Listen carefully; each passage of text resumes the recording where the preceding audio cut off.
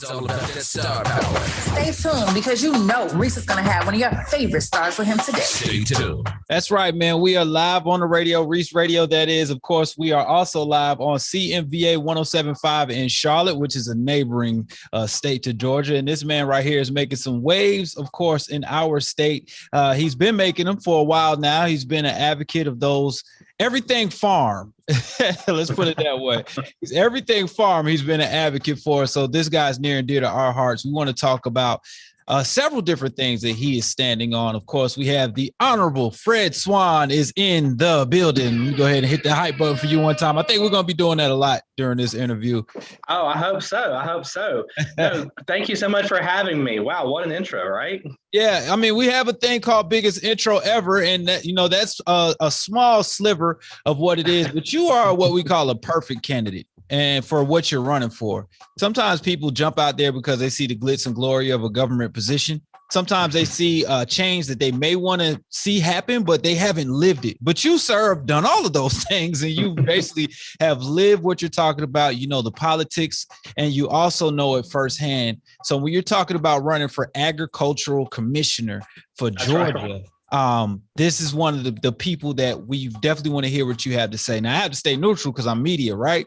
But I can't say I voted for you in 2018. So that wouldn't be a lot. Let me go ahead and then do that and take a round of applause for that, for being an active voter. All right. Yeah, that's right. Thank you, active voters. Seriously, right. Because that is one of the things that in Georgia, we've been moving the needle for several years. Yes. And that's why we were able to flip the state in 20 and give Georgia to Biden. We now have 2 Democratic U.S. senators, Ossoff and Warnock. And now, speaking of agriculture, it's such a blessing to have Reverend Warnock as our U.S. senator because he's done so much already for agriculture, especially for Black farmers. So honestly, we're already seeing dividends from that. Right. Let's talk about that too. There's been a disparity for Black farmers for quite some time in the South, Georgia specifically. But that's weird because Georgia is like number one in a bunch of different statistical categories when it comes to agriculture. You talk about cotton, watermelon, pecan, broiler chickens, eggs, which I know personally because I raise chickens in my backyard. Okay, yeah. But don't tell my HOA. I hope they're not watching the show. Actually, I hope they are, but I hope they aren't. But yeah, so we're ahead in so many categories, but there was a disparity between Black farmers and farmers in particular, man. Can you talk about that a little bit before we get into the meat of the interview and some of the things you stand on? Oh, absolutely. Black farmers have been marginalized for decades. I mean, we're talking about issues such as redlining of districts and even redlining of zoning to push Black farmers out. The USDA has had bad loan practices which have disenfranchised and disadvantaged Black farmers for many decades. There was actually just a suit that got resolved from that, and that came on both Democratic and Republican administrations. And you know, but they've even been marginalized in the private sector. There was actually a suit that was going on from, I think, Tennessee that went to the Supreme Court over Black farmers who were sold bad seeds. Literally, the seed company sold good seeds to white farmers and bad seeds to Black farmers. And then, like, when they're like, hey, our crops aren't growing, oh, maybe it's because you're not as good a farmer as you think you are. How does that happen? And these are things that are documented that we know about. And so, yeah, honestly, there are many disenfranchised communities that really need to be at the forefront of policies to create more farms, more small farms, and more farming communities in a state where agriculture is our number one industry. Yeah, it's got so many things to do with it. Of course, weather, soil, all that type of stuff makes Georgia a perfect state. But when you have things like you just said, you get bad seeds to a specific type of people, it becomes kind of like, you know, agitating and it's a turnoff to even get into that. Exactly. And so that's why I really, when we get into the meat of it, I want to have policies that increase more small family farms in general throughout the state, but I also want to make certain that we are helping marginalized communities get into the game and get their slice of this industry. There we go. Right now, if you just tuning in to Reec Radio, we have Fred Swann, aka Fred for Georgia, right here talking about it. And he is running for agricultural commissioner in this beautiful state. And he is just talking about equality right now, the quality to grow, equality to learn, equality to make money in this state by using agriculture as a resource. And you grew up on a farm, so that makes you a perfect person. That's right. My grandfather had a small farm in Middle Georgia, and I spent a lot of time there growing up. And honestly, that experience of seeing someone who could grow food and have it provided to his family and to his community, it really gave me a sense of the value of farming and how much having access to fresh fruits and vegetables gives self-worth to people.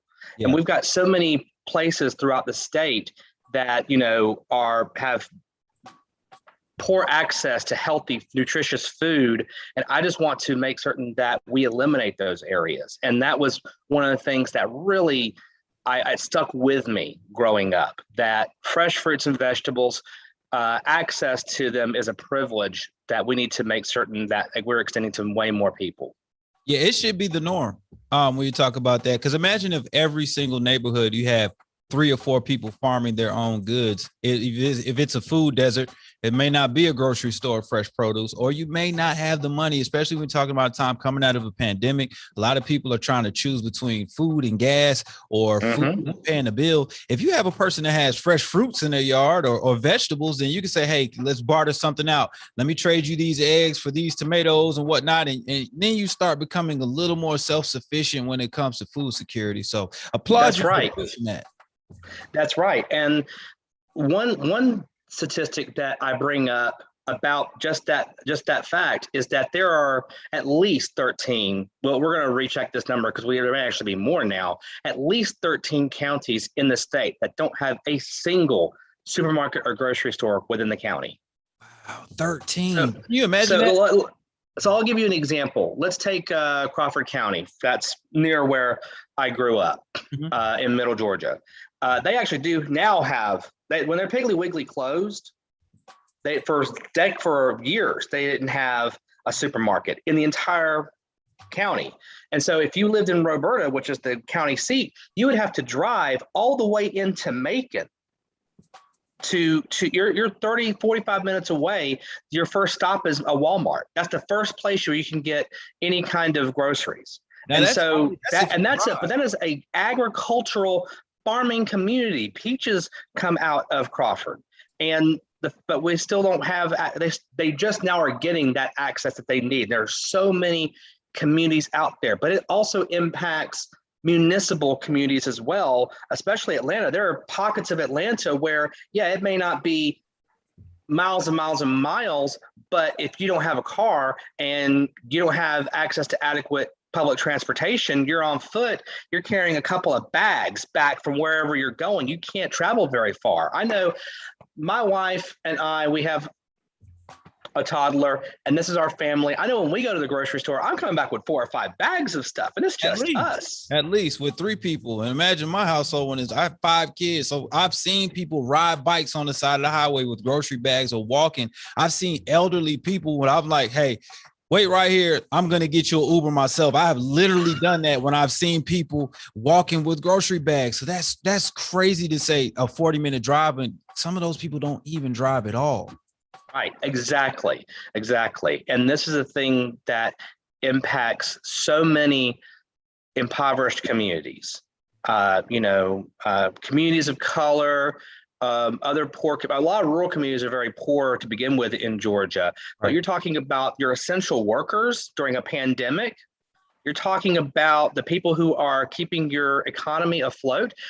All of these people need access to fresh, healthy food. And that's a large part of our platform it's a food justice issue. And then we need to start really seeing it that way. This is not just like you said, should be the norm. This is should be not some privilege or whatever. It should not be acceptable anymore. Yeah, I love that. Right now, we're with Fred Swann, aka Fred for Georgia Online. Make sure that you guys follow him and get information that he's putting out, which is very important. I've seen you doing some interviews too. We're going to talk about that in a second. But first, I want to really talk about the food insecurity situation now. As far as your stance, how do you combat things like this? Because it seems like, would it be fair to say Georgia is missing the mark on this or a little bit behind? Yeah, definitely. Georgia is missing the mark. It's one of those things where we've kind of allowed something because we didn't think we could do anything about it, but we can do stuff about it. There are a lot of ways in which we can combat it. There's a lot of ways in which this office can combat it, along with partnering with legislators in the General Assembly. The first thing I want to do is increase the number of small family farms in communities. Okay. That will be, getting more new farmers, getting people who are returning to the land. One of the most common phrases I hear when I'm going around the state campaigning and talking to people about this campaign, my family used to farm. I used to farm.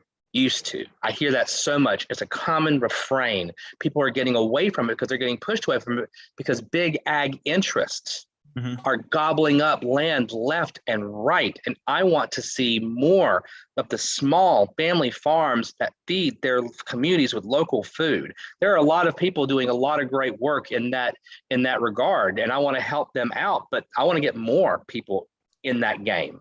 So we're going to first start with more small family farms. Those farms will then feed more local grocers and farmers markets throughout the state. We can do things where we can create tax abatements or some other subsidies or something for disadvantaged communities, basically create like food opportunity zones where we're saying, okay, if you'll put a grocery store here, we'll give you something to help you out, or we will give you a tax rebate on your taxes or something. But give you something to set, because it's going to be difficult to a lot of folks to square that economic circle. Well, we're going to help you out because you're seen as a public good. Yeah. And that's the thing that we need to do. Also, like I said, more farmers markets. That doesn't mean necessarily creating these big structures, although our state farmers markets are in disarray and they're really in a sad state. I talked about it in 2018, and I'd like to see us revitalize them, but also smaller pop-up markets. I mean, honestly, a farmer's market is just sometimes farmers with their pickup trucks opening up their beds and there's a tent where they take the money. Yeah, I've seen it. I mean, I bought watermelon, I bought fresh vegetables off of these things. So it's definitely, even the outdoor flea markets could substitute as farmer markets at some place if you have enough space for them. That's right. And there's also so many innovative ideas if we will just have some imagination. I've even seen where folks have started mobile farmers markets. Yes. Where they will basically take a food truck, and instead of having like the kitchen in there, they'll take the kitchen out and put a bunch of freezers, and they will go to local farms, pick up produce, the weekly produce, put it in there, and then they will set up and they'll say, I'm in Calhoun this week, and I'll be in Roberta next week, and I'll be in wherever, and they'll have a specific place. And so for a moment, that so-called food desert can bloom just a little bit with fresh food. That's so progressive in the way that you're thinking. I remember hearing some of that talk back when you were running around with Stacey Abrams, and she was not only trying to get people to vote in general, but also vote for the stands that you were on, that she was on. And I think it's needed. When you talk about places that somebody has to drive 40 minutes for groceries, and hey, a truck is going to be here this week, maybe you can rack up for the next couple of weeks. And that does help. And with you giving the abatements and resources to those local farmers, not only are you making it easier for them to become at that farm, but you're also giving them some incentive to supply that local new store or stuff like that. And that kind of keeps the economy booming within those smaller places and the bigger ones too. Exactly. And like you said, that helps those economies boom. So many of our rural communities are honestly kind of dying. If you look at the most recent statistics came out from the census, a lot of the congressional districts that are more rural, they're seeing population drift left and right, and they're having a brain drain because people just, if they have sufficient skill, they're moving honestly to places like Atlanta. And I'd like to see where we have a stronger local economy built on agriculture, because agriculture is our number one industry, but our agricultural communities are poor. You explain it to me, make it make sense. I'm not asking you to, obviously, because I don't think you have that. I don't think you want. I don't want to answer that either, because I don't have an answer, because it doesn't make sense. It doesn't. How in the world can agriculture be our number one industry, but our agricultural communities be so poor? I just want to make that better. Right. It's like having the number one car manufacturer in the world, but nobody drives. That makes zero sense. That's exactly right. Especially everybody near the factory. Nobody has a car. That makes no sense. Right now we're Fred Swann. I appreciate you joining the Reec Show. We're talking a little bit about food insecurities and the disadvantaged people that are trying to actually be growers in those areas. But we also have to talk about another platform you've been raining heavy on, which is legalization, hemp, those types of situations. Tell us a little bit about legalization and hemp in Georgia, and decriminalization, and where you stand on it. All right. Well, let's split out just a couple of things. So we'll talk about hemp, which is fully legal, and then we can talk about marijuana, which is kind of legal, not quite, and we'll talk about that. Right. You can so still hemp. What's that? You can still get a ticket in some places. Oh, definitely. Right. So hemp, basically the legal definition is anything below 0.3% THC is hemp. Anything over is marijuana. Right. And that's based upon federal law. They're going to probably monkey with that and try to change that. So let's talk about hemp first. Hemp is currently legal and it's being grown for CBD, but it has a ton of uses. You can actually grow it for fiber, for cloth. You can grow it for food. You can grow it for paper. You can grow it for building materials. It's a really multifaceted crop, and it could be a huge cash crop for Georgia. The problem that we're running into right now is that there's a lot of people in power who don't want anything dealing with cannabis at all in Georgia. And so they are making it really hard for our hemp farmers and especially our hemp processors. Let me just give you one little example. To be a processor, that'd be, somebody who's making CBD oil or paper or whatever out of hemp, just to be the processor, you got to get a permit, and it costs $25,000 per year for that permit. Right. No matter how big or small the processor is or grower is. Do you know how much it is in Florida? What is it, like $1,500? $600. Sheesh. $600 a year. Now that's North because Carolina is the same. It's like real close to North Carolina, right? So yeah, below us, yeah, it's like it's like 200 for but 200 every 2 years for all-encompassing license, growing, processing, and retail. See, right. But they have different regimes than we have. Like, for example, in Florida, it's a $600 license if you want to grow, it's a $600 license if you want to process. It's around those numbers. Everything along the supply chain has a license. So yes, if you're just selling CBD oil, then you have a $600 license or whatever amount license for your store. But if you want to grow and process and sell, then yes, you're going to have separate licenses. But that means they're spreading all of those fees across their entire supply chain, whereas we're putting all of the onus on our growers and our processors. Yeah. And because of that, we're not getting that many processors to begin with. So at what could have been a huge cash crop and a huge boost to our rural economy, it's currently being suffocated in the crib.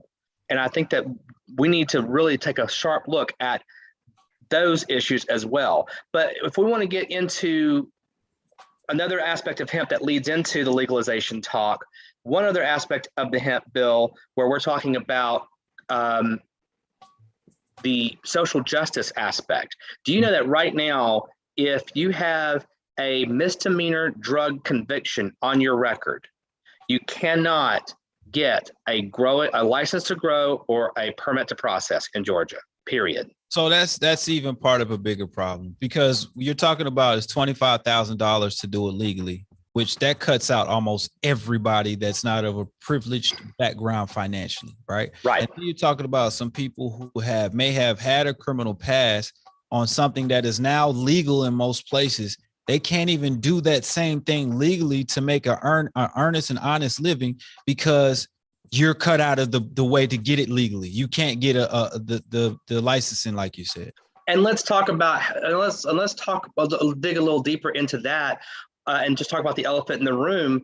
The communities that have been most over policed for marijuana are Black and brown communities. So this is actually, because honestly, someone who looks like you is much more likely to get stopped and checked to see if they have drugs than someone who looks like me. Yeah, I know firsthand. And yeah, so let's say you have someone who, when they're 19, got caught with like a dime bag, got sentenced, did their whatever, and now they're 43 years old, they have a family, and they're trying to like start a new life in agriculture, and they want to get involved in this cash crop. Now, because of just one thing that they did that wasn't even that bad to begin with, when they were a kid, they're locked out of an entire industry.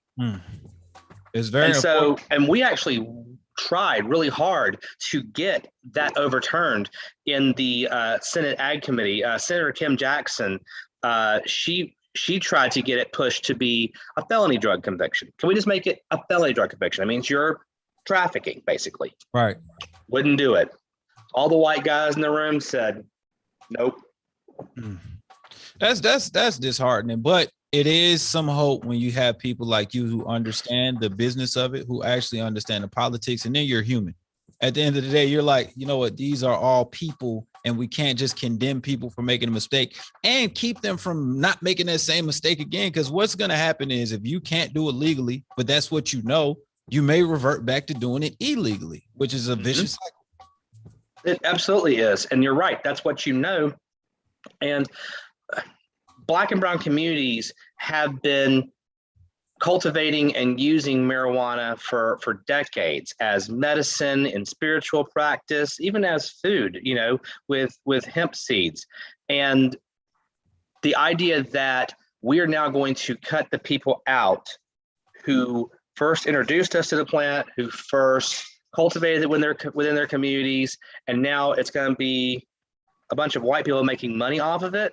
That's just, I can't sit, that doesn't sit right with me. I know it doesn't sit right with a lot of folks. No. And so we know that the U.S. Senate they're trying to do descheduling of marijuana now.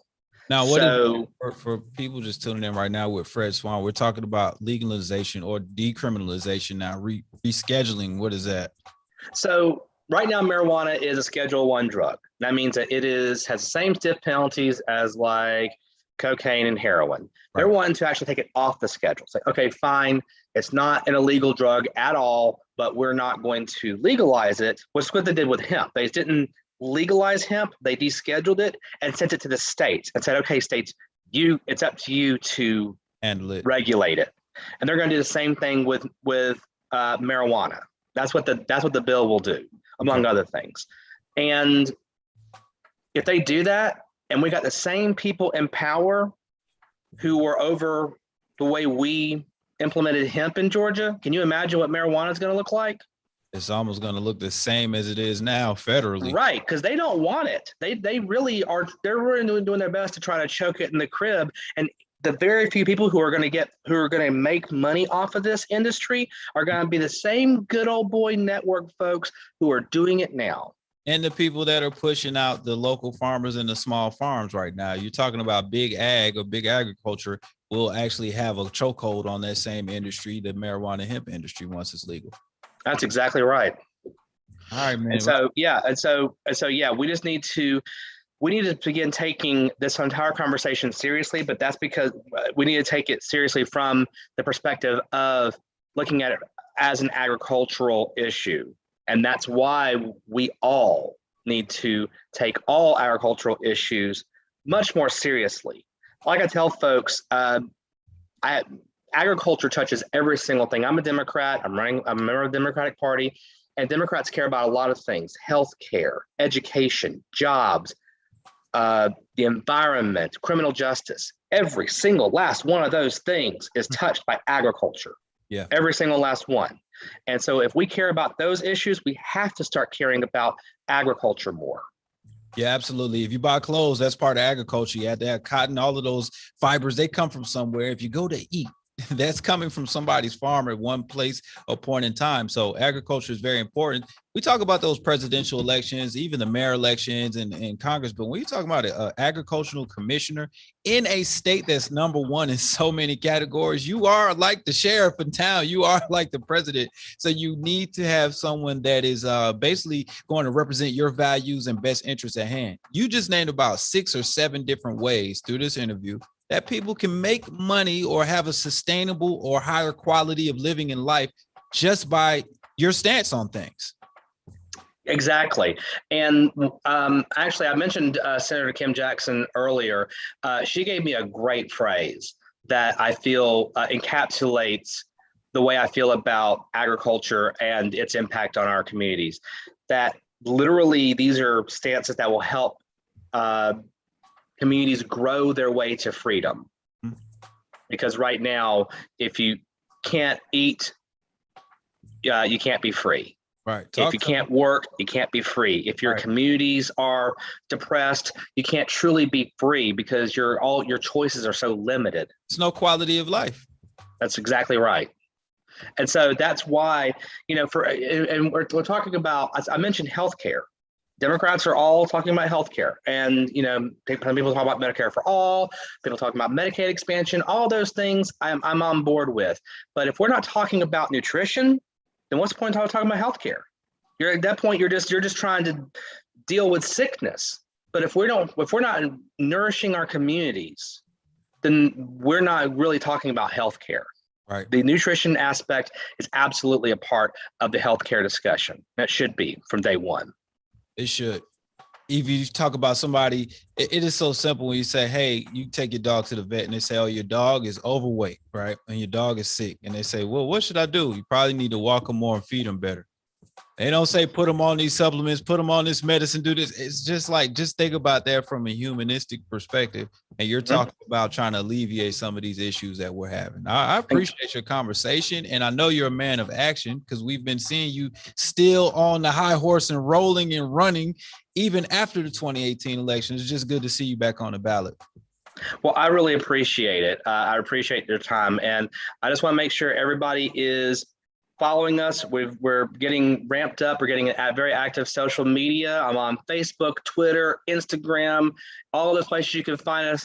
Our handle is Fred for Georgia everywhere. You can go to our website, www.fredforgeorgia.com. Follow us on all social medias, Fred for Georgia. We are going to have more announcements about things in the campaign. We're just getting started. We're going to try and hit every county in the state before this thing is over. We can't wait to see you in these different places making this noise, Fred. We appreciate your time. Before we do, I have like 5 quick, fast questions that we have from social media and different people that chimed in when I said I was going to interview you. So you ready? Let's go. All right. You are running for agricultural commissioner, but the people want to know, what's your favorite thing to grow and eat? Oh, man, my favorite thing to grow and eat. Actually, right now, it's mushrooms. Blue oyster mushrooms. Okay, that sounds very expensive. yeah, they're pretty high quality. I'll give you that. Yeah, they're kind of on the high end. But the thing about mushrooms is that they actually can be, for vegans, they're a really good meat substitute. So it's kind of one of those things that can help nourish a lot of communities. I'm 47% vegan. That just means that all the animals I eat also eat plants. So. I hear you. I'm not vegan myself, but my wife is. So I know a lot about the vegan community. I got you. All right. What is your number one thing, your number one goal you want to go after first once you get into office? The number one thing is going to be increasing small family farms throughout the state, because I think so many of the things that we are doing roll on from ending the food apartheid throughout the state, liberalizing cannabis, if we have more hemp farms and more marijuana farms, all of that is going to flow down from that one thing.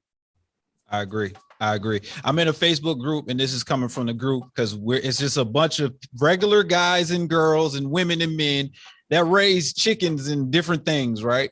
Or grow their own food. And we wanted to know, where can we go right now or when you get into office to try to get either resources or educational material for what we're trying to do? These are like first generation, quote unquote, homesteaders or farmers. Okay, well, there's always your county extension office is always a good place to start. You can contact the Department of Agriculture. There are a lot of good, smart people there already who are doing things to help communities. And also groups like this are really good places to, Facebook groups and whatnot are really good places to get information as well. I will say though that